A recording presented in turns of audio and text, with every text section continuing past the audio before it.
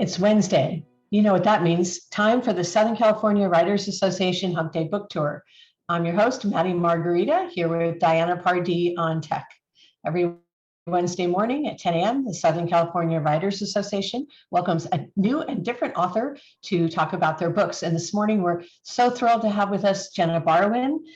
Jenna writes the Hill Vampire series, which blends mystery, wine, and romance into a heady combination. When not writing, she enjoys photographing denizens of the sea and is known to attend Victorian dances in full regalia, right down to pantaloons and a hoop skirt. Oh, I should have asked you for pictures of that. Welcome, Jenna.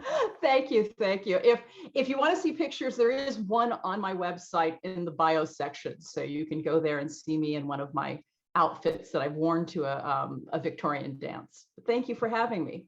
Okay, well, welcome. And we're going to put a link to your website in the chat room so people can, after we finish, go running to see what you look like and in your full wonderfulness, awesomeness. So let's talk a little bit about the Hill Vampire series. I mean, I think is that the book that your latest book?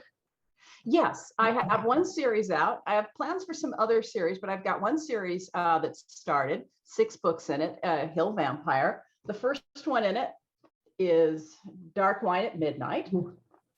And so far there are 6 out. And the first book is about is a research scientist is forced by her people to spy on vampires that she's trying to help. They're trying to help the vampire community, but at the same time, she's spying on them.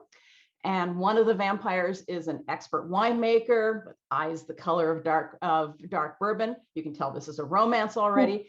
I like it. And to succeed, she must get him to trust her, despite the dark secrets each of them carry. So that's a little bit about what the first book is. And the series is really a couple series. So once the couple gets together, it follows their relationship, their romance through the rest of the books. And I have at least another 4 in the series that are planned. Wow. You know, I'm always interested in paranormal because it seems like paranormal is such a broad description, and there are mysteries and other elements to your books besides just the romance. So how do you see this? Where do you see the book fitting in? How can you help people who are looking to find the right kind of book for them? Well, I write in the crossover between urban fantasy and paranormal romance. So there's a strong plot line. Some traditional paranormal romance tends to have a mini plot with a lot of focus on the romance. With this one, it's about 50-50. Some folks call it actually urban fantasy romance. But I find when I'm advertising, no one offers urban fantasy romance as a keyword. So it really fits in both categories, urban fantasy and paranormal romance. Okay. Well, but it seems like even though the romance, there's an element of that, there's also something else going on, whether it's a mystery or suspense or some other kind of obstacle that they're facing or dealing with. So how does that fit in? I mean, in terms of percentage of the book, I mean, some of them feel like mystery element, have strong mystery elements, right? Some have strong mystery or suspense elements, and I would say about 50% of the plot is a mystery suspense element. So they are trying to either find out who killed someone, who attempted to kill someone, or just kind of like any traditional mystery. The more recent one, Dark Wine at Disaster, is a little bit softer of a mystery. It's not a who killed them, but there is a whodunit in it. As well as a villain, for lack of a better word, but he's not the big bad, monster type villain. He's a human villain who's trying to steal something from the Hill Vampires. So I take it all the way from the really traditional mystery and suspense, mystery murder, all the way to more of the sort of thing that you might see happen in a community where they've suffered a disaster and now they have to fight for their rights. Okay, so people who like mystery with their romance or romance with their mystery would be happy, right? Yes, Okay. absolutely. People who want a strong plot in addition to the romance. Okay, love it, love it. Okay, so let's talk a little bit about Sarissa. Do you want to talk about her as a character, and would you say she features mainly or prominently in the series?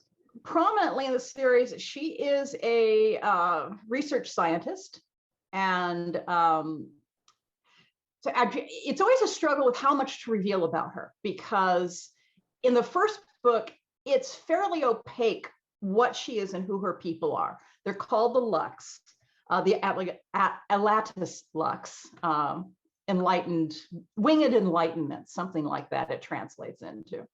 And so I'm not going to give you too much about what her people are, because if someone wants to read, they like to, let them read and find out as they go along.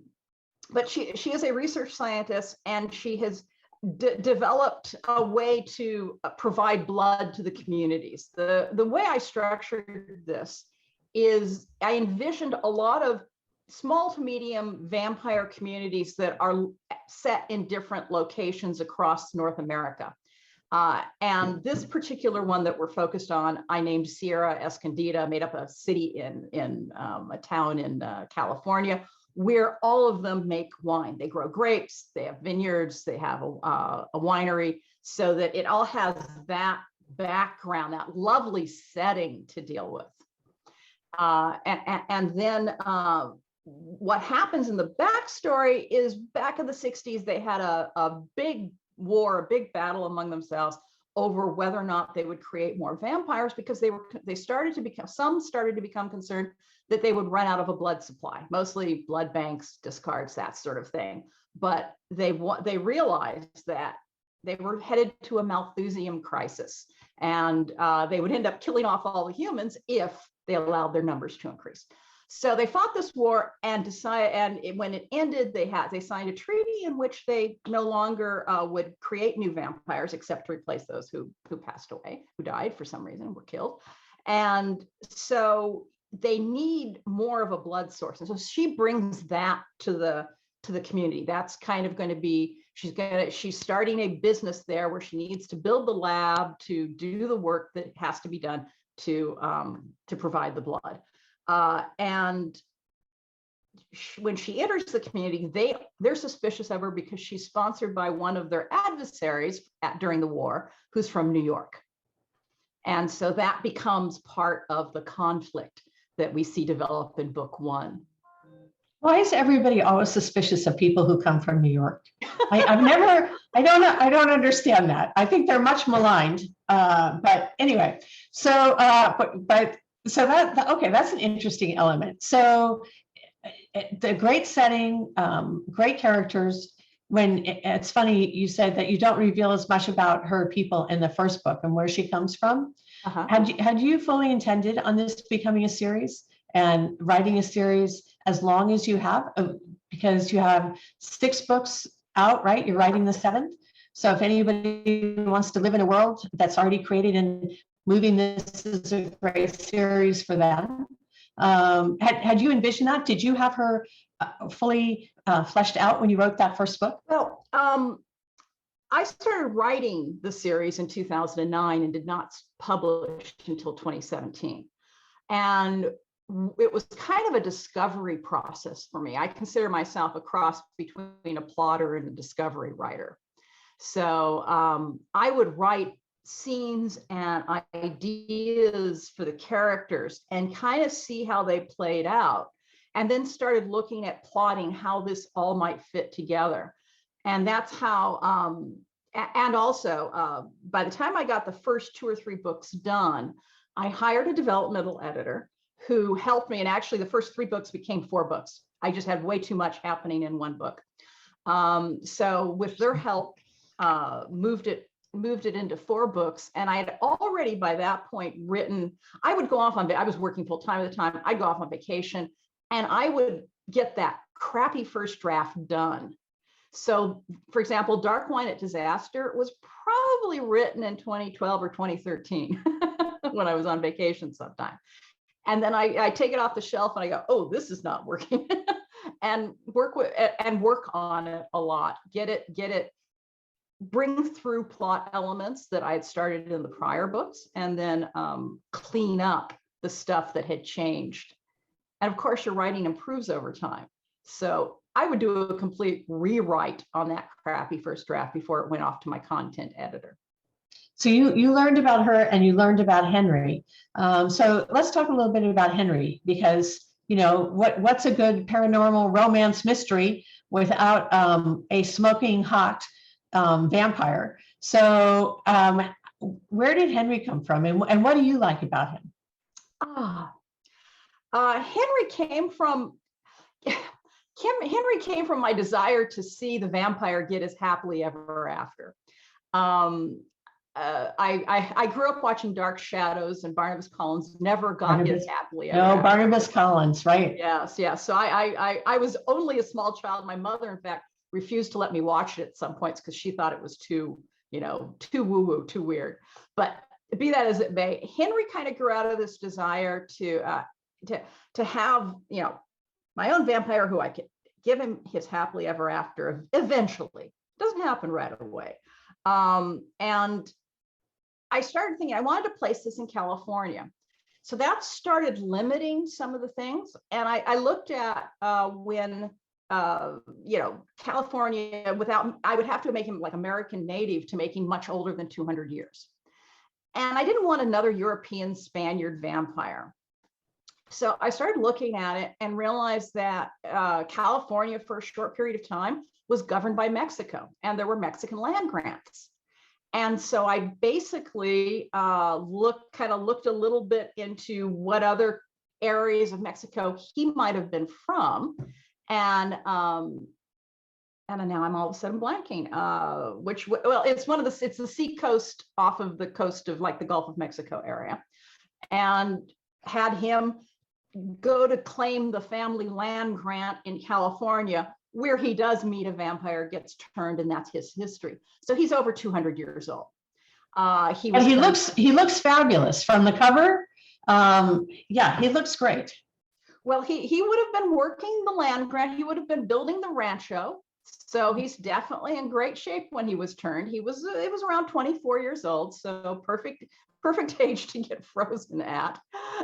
And of course, in my series, he has long hair because he hadn't had it cut recently. And when he got attacked by his maker, Anne Louise, and so he's stuck with that for his entire vampire life. It will always be that length. So it's kind of fun to play with. Occasionally he gets a haircut when he wants to pretend to be someone else, a nephew or a cousin. He'll get a haircut, and which I love. That has like a telenovela feel to it, which I loved. Lovely. I do. So there are a lot of different urban fantasies, paranormal romance series out there, just like there are many well-respected popular genres. What is it about your books that you think is different, and what would you like readers to know about your series? I ground the characters more in the real world. A lot of the paranormal fantasies and romance invoke a lot of magic, and will often have that super villain, almost like a superhero sort of very clear evil versus good. And I like to write a little bit more towards the gray, so that they're not, you don't necessarily know who the bad guy is. Everyone has a little bit of bad in them. Everyone has good in them. And it just kind of depends on how certain things roll as to whether, the villain always thinks he's the hero of the story, right? So I take that to heart. And some of these people have really good motives, but they're doing it the wrong way. So that's kind of how I approach it. Well, it sounds like a wild, twisty ride with some great fun and intrigue along the way. Where can people find your books, Jenna? I'm exclusively on Amazon. I'm in Kindle Unlimited. So anyone who subscribes to Kindle Unlimited can get the ebooks for free. The paperbacks are also available on Amazon. And I think one of the paperbacks is available on Barnes and Noble, but I have to admit, I have not uploaded to Ingram Sparks the remainder of the series. Okay. All right. So we know where to find you. Thank you so much for being here this morning. I told you it would be less painful than a vampire bite. So I hope that you found it to be that way. I did. Thank you very much for having me. I appreciate everybody else being with us this morning. If you enjoyed our discussion here, our brief discussion with Jenna, you can watch us again on Facebook. You can also go to our YouTube channel, which is SCWA Writers Online, to see this interview and more interviews like this. And also, we appreciate all your support. So if you do go there, if you could take time to like, subscribe, and maybe even comment, that would be great. It helps us with our SEO and helps other people find our channel. So thank you again. Thank you for being here, and have a great weekend.